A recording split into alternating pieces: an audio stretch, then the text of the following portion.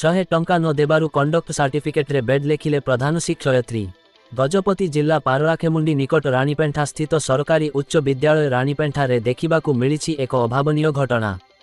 उक्त विद्यालयर प्रधान शिक्षयत्री 100 टंका न देबारु जणे छात्रींको कंडक्ट सर्टिफिकेट रे गुड़ काटी बेड लेखिथिबा अभियोग होईछि। सूचना प्रकारे वर्तमान मैट्रिक परीक्षा फल बाहरिबा परे कृति विद्यार्थी माने उच्च शिक्षा पाई विभिन्न उच्च माध्यमिक विद्यालय रे जॉइन करिबा पाई प्रमाणपत्रर आवश्यकता रही थाए। सेथि मध्यरु कंडक्ट सर्टिफिकेट मध्य आवश्यक रही थाए। हेले उक्त रानीपेंठा ग्राम निवासी तथा उक्त विद्यालयर छात्री जनंकु उक्त विद्यालयर प्रधान शिक्षयत्री कंडक्ट सर्टिफिकेट पाई 100 टंका मागिथिले, किंतु छात्री जनंको एहा मागणा रे दिया जाउछि मु काहींकी देबी बोली कहि टंका देई नथिले। जद्वारा शिक्षयत्री जनंको तांको कंडक्ट सर्टिफिकेट रे गुड़ लेखा जाइथिबा बेले सेही लेखाकू काटी बेड लेखि देइथिबा अभियोग करिथिले छात्री जनंको। एही भଳି अन्य किछि विद्यार्थी आ अभिभावक मध्य अभियोग आनिछंती। కాళ జ్యోతిక ఇక్కడే చదువుతున్నావు? ఇక్కడ యూజీహెచ్ఎస్ స్కూల్లో 10th చేశాను. ఏమి ఊరు? రాణిపేట. మీకు ఏంటి అయింది? ఏంటి హెడ్ మాస్టర్ ఏంటి చేశాడు? మాకు 2 years నుంచి ఎప్పుడు ఏమంటే దేని గురించి మా ఫ్రెండ్స్లో ఎవరు ఏమన్నా నేను అడిగితే మీకు టీసీ ఇచ్చి తోలేస్తున్నా అది ఇచ్చి తోలేస్తున్నా అనేది టీచర్. మేము పళ్ళకు ఉండేవాళ్ళం. మా ఫ్రెండ్స్తో ఎవరితో అంటే అన్నయ్యలతో మాట్లాడినా ఏవేవో అంటే అన్ని సన్నిధి. మేము ఈరోజు నిన్న టీసీకి వెళ్తేమో నాకు డబ్బులు అడిగింది. డబ్బులు అడిగితే ఎందుకు టీచర్ ఇవ్వాలనేసి అడిగాను. అడిగితే మీ గురించి ఎంత దూరం నేను వెళ్ళి తెచ్చినా నా టికెట్ డబ్బులు ఎవరు ఇస్తారనేసి అడిగింది. ఎంత డబ్బు అడిగారు? 100 అడిగింది. అడిగితే నేను ఇవ్వను టీచర్ అనేసి అన్న. ఎందుకు ఇవ్వమనేసి అన్న. నేను ఇవ్వను అనేసి టీచర్ 2 years కింద ఇయర్ ఇవ్వలేదు కాబట్టి నేను ఇవ్వలేదు టీచర్ అనేసి అన్నాను. దానికి నా కాంట్రాక్ట్ సర్టిఫికేట్ తీసుకొని దానిలో గుడ్ ఉండాల్సిందే బ్యాడ్ చేస్తుంది అనేసి అన్న. అయితే మీ ఇంట్లో వాళ్ళు అడిగారు టీచర్కి? ఇంట్లో అన్నయ్య ఇప్పుడు మధ్యాహ్నం వెళ్తామని అడుగుతామనేసి అన్నారు. ఎందుకు అలా రాశారు, అమ్మాయి ఏం తప్పు చేసిందా లేకపోతే ఏమన్నా అడిగామా అమ్మ వాళ్ళకి? టీచర్కి అడిగా బెడ్ ఎందుకు రాశారని? బ్యాడ్ ఎందుకు రాశారు అంటే నువ్వు ఇలాగ టీచర్కి ఎదురు జవాబు ఇస్తున్నావు అది ఇస్తున్నావు అనేసి అన్నది. నేను ఎవరికి ఏమన్నా. మీ పేరు? కేమన్నారావు. ఏమి క్లాస్? ఇక్కడ చదువుతున్నావు? Ranipet school. School Ranipet 10th exam రాసాను. ఏంటైంది నీ ప్రాబ్లం? ఏంటైంది? ప్రాబ్లం ఏంటైందంటే టీసీ ఇచ్చేసారు. ఫస్ట్ ఆ రోజు జరిగే 3 వరకు నిలబెట్టారు. బయట నిలబెడితే ఏమో అలా ఉన్నాము. టీసీ ఇచ్చేసారు. తర్వాత వచ్చాము. మళ్ళీ విజయనగరం నుంచి వచ్చాను నిన్న. నేను వస్తేమో నిన్న అలాగా వెళ్తే ఇచ్చారు. ఫస్ట్ ఇచ్చారు మార్క్ షీట్. తర్వాత ఏమో అలా ఉండమన్నారు 5 నిమిషాలు ఉండమంటే తర్వాత ఇచ్చారు. మళ్ళీ 3 వరకు నిలబెట్టారు. తినలేదు ఏమి లేదు. అలా ఉన్నాం. సరే 3 గంటలకి ఇమ్మన్నారు. ఇంకా వీడియో తీసి పెడదాం అనుకున్నా ఎవరికైనా.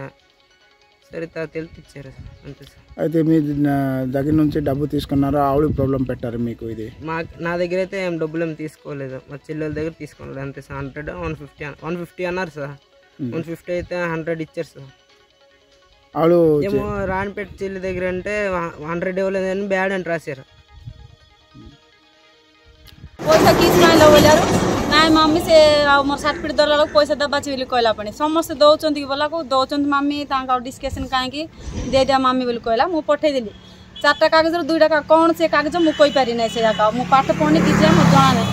2ଟା କାଗଜ ଆଣିଲା ଆଉ 2ଟା କାଗଜ ରଖିଦେଲା ବୋଲି କହିଲା। ମୁଁ କହିଲି ନା 2ଟା କାଗଜ ଅରିଜିନାଲ୍ କାଗଜ ନ ଆଣିଲେ ତ ମୁଁ ତ କଲେଜରେ ଜଏନ୍ କରିବେନି କାହିଁକି ସେ ଯାକ ରିଟର୍ନ ପଠେଇଦେବ ବୋଲି କହିଲି।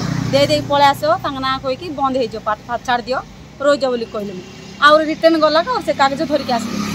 रिटर्न पैसा के मागुची तांकर एचएम टीचर ना के ना मु जान पानी स्कूल रे मु जाइनी आ तांग मेन टीचर हेइतो तांको हले केतडा देलारो कागज पत्र देला 100 डा नेथिला हम जो आ सब पिलाना केते देले ते मु जानि आ 100 डा माता धरि गला। अन्यपटे उक्त स्कूल शिक्षयत्री को पचारिबारु से अन्य प्रकार कहिथिले। से झील निजे बेड लेखिछि बोली कहिथिबा बेले गतकाली से शिक्षयत्री जनंको छात्री को असद व्यवहार करिथिबा जोगुन से निजे बेड लेखिथिले बोली कहिथिले। मु रानीपेंटा सरकारी उच्च विद्यालय प्रधान शिक्षयत्री। मैडम गोटे अभियोग आसिला जो पिलाणकर किसी भी करछन जे जतोले गवर्नमेंट कहूछि जे जो 10th क्लास पास होला पर से माने कॉलेज जॉइन करिवे सेति आवश्यक जहाँ प्रमाण पत्र एवं अन्य जहाँ अच्छी से देवा पड़ था। तो से जोड़ा कि मागणा देवा को बेले आप 100 टंका लाख मागिंट बोली से अभियोग कर आ गोटे अभियोग करते से 100 टंका गोटे झीटी नदवा जो तार जो कंडक्ट सर्टिफिकेट गुड लिखाई गुडटा काटिकी से पखारे बेड बोली लिखिले आउ जन को प्राय 10टा ରୁ 3टा जाए बसैले बोली से अभियोग करछन कोन कहबे आज्ञा मो छात्र छात्री अनुष्ठान आमर बोर्ड 9 तारिख दिन देला पिला आने से दिन आसते अल्प केतेटा पिला आउ केते जन एप्लिकेशन देला पर आम एसएलसी लिखबू से माने एसएलसी देला पर व्यवसाय लिखिदेले भूल हम पिला कॉलेज रे जॉइन हेबे केतेटा छात्र छात्री आंध्र रो जॉइन कले से माने हमको ये एसएलसी टा आगटू बोली मागी कि नहीं गेले से माने खाली मार्क शीट बोली मागी थिले किंतु से माने को मु जहा सब दरकार आवश्यक डॉक्यूमेंट सब जगैकी पिलाणको देली मु कौनसी पैसा कौनसी पिला छात्र छात्री पाखटू मु नहीं कौन कहे बेड गुड जा कैटेगरी बेड लिखा है कौन कहे गुड बैड कंडक्ट होची पिला चुछारे मो गुड लिखला पर से बैड लिखिदेला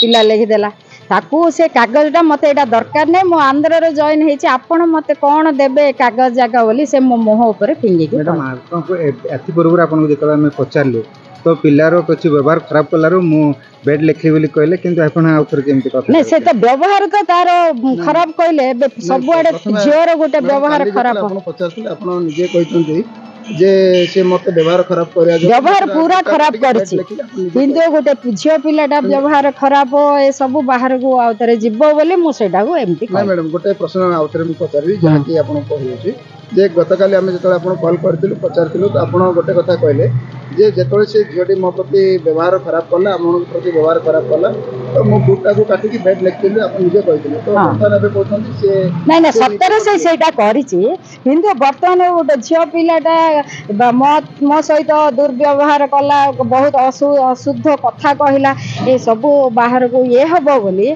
झील पिलाटा बोली मु आज ए प्रकार कहवा बाध्य